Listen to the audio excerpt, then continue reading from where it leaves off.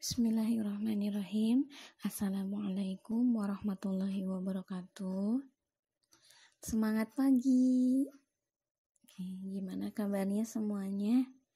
Mudah-mudahan anak-anakku semuanya dalam keadaan sehat walafiat. Amin ya rabbal alamin. Anak-anakku semua, hari ini kita bertemu kembali pada pembelajaran IPS.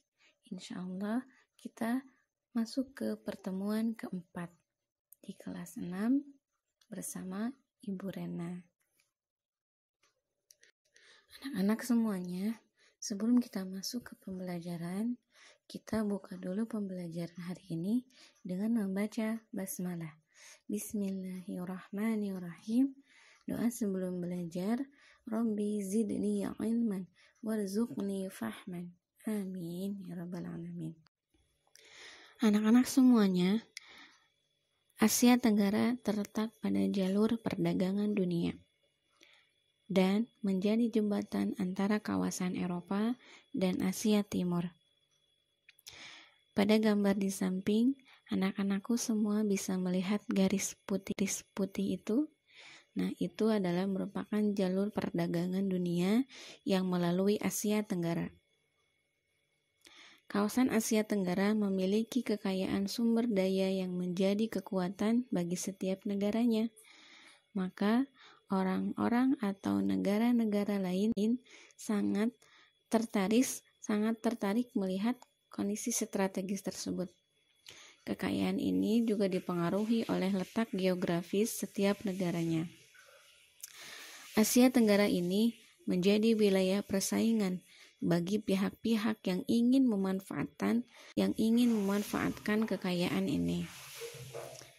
Kemudian dengan adanya ASEAN menjadi wadah untuk menghindari persengketaan yang mungkin bisa terjadi di kawasan Asia Tenggara tersebut.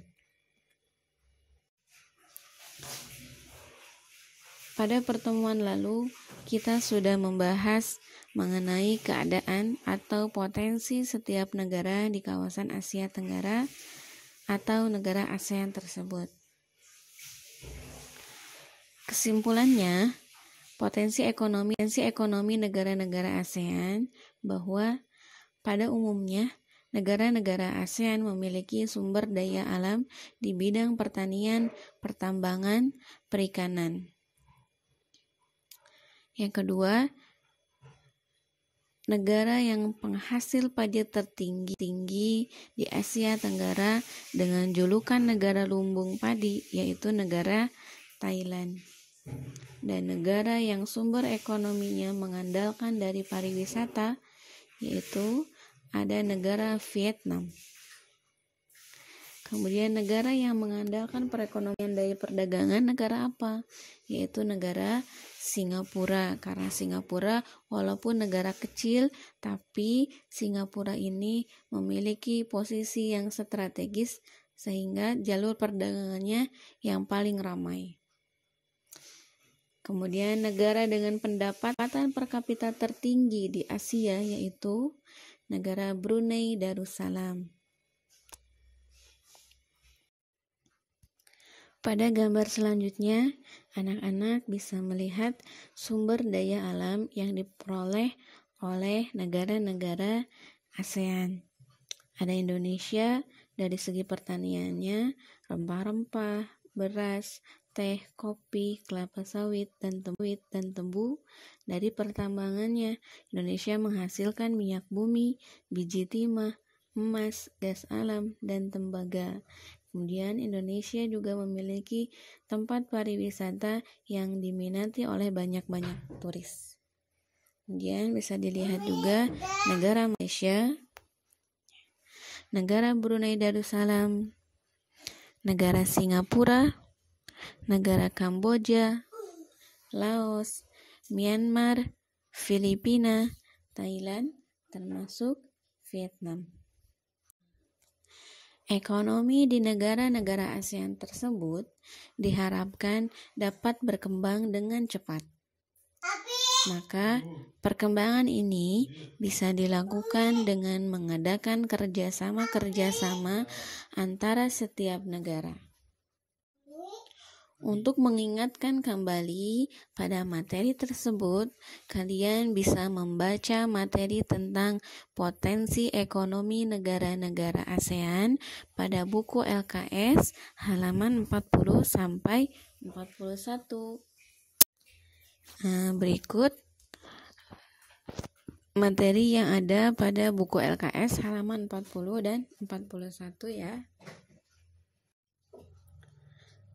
Setelah kalian membaca materi kembali pada halaman 40 dan halaman 41, Ibu harapkan kalian bisa mengisi evaluasi yang sudah Ibu buat pada link Google Form yang ada pada layar laptop atau gadget kalian. Silahkan dikerjakan untuk evaluasinya ya.